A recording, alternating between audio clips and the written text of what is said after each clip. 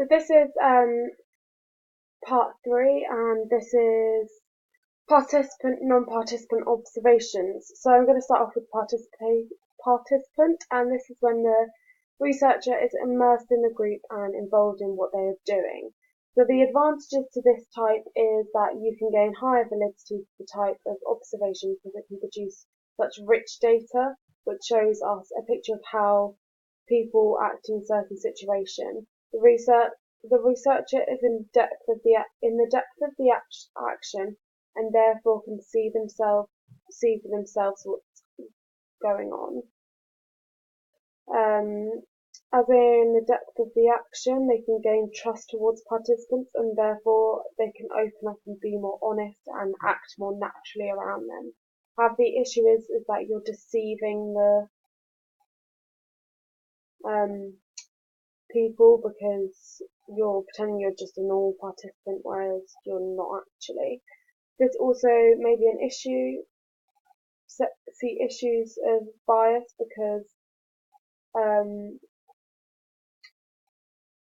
you are gaining the trust of the participants. You might become too involved and start to empathise and sympathise with the group, obtaining biased results. So non-participant observation is when you're watching from the sidelines. So an advantage of this could be that there's more accurate data because the observer can just be concentrating on the observation and less things will be missed. However, disadvantages is that if the researcher is revealed and the participants realise that they're there not being a participant, then it could ruin the whole data collection process. So now moving on to quantitative data collection, and this produces numerical data, for example, how much of something or how often something happens. When the data that is being collected is being analysed, it's very easy to see the relationships and patterns. So here we have a type of observation which is called notational analysis, and this is when behaviours are watched and recorded, usually with no manipulation of the variables. So due to the fact that an observation is done in a real life setting, it means that it can easily be applied to real life, and there aren't the same controls and artificiality that is in a lab experiment, and therefore you can see the strengths and weaknesses of the players within their performance. And it is very easy to see relationships and patterns between each participant. So now we have the disadvantages and the observations. The observers have to be trained to be able to know the skills and tasks that they are observing, therefore the task is very time consuming. As well as this, the skills are very fast, so we have the potential risk of missing certain things leading to issues of human error. If this does occur, the results will lack reliability and yeah.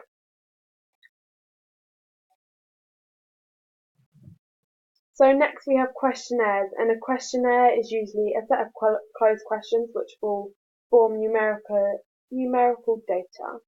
So advantages are it is quick and easy to conduct as you're literally just handing out the questionnaires and the participants are just filling them out, so you don't really need to be there, so you can email it to them or like send it to them through the post or whatever.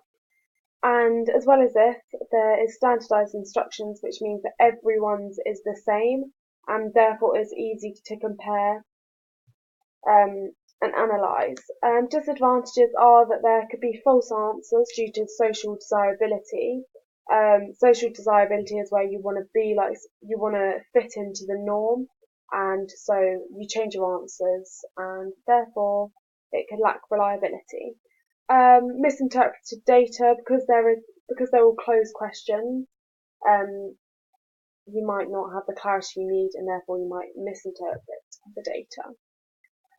So now going on to an experiment. When someone does an experiment, there will be 3 there will always be a manipulation of the independent variable, which should hopefully lead to a change in the dependent variable.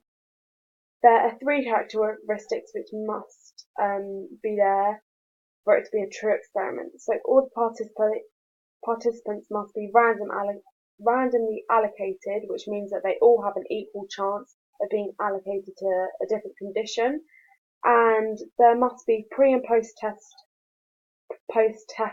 done so that they can see the effect of the IV and the DV. So a control group must be there to ensure that it was the IV that was affecting the change.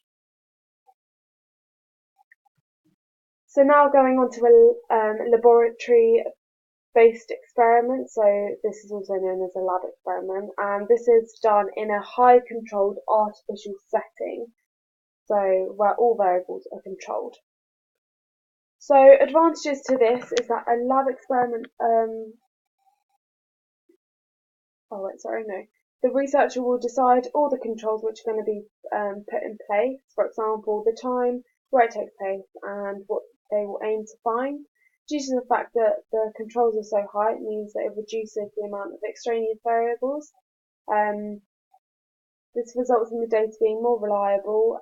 However, adding to this, as there are so many controls, it's too artificial and we cannot apply it to real life very well, and it lacks ecological validity.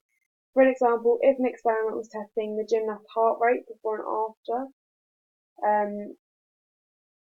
doing a run on a treadmill, it could be very hard to apply to real life as this isn't related to a gymnast's performance. Because in a lab experiment there's normally standardized instructions, therefore it's easy to replicate. However, there is a lot of training, equipment and time put into a lab experiment, so therefore it can be expensive. It's hard to apply to real life and it lacks internal validity.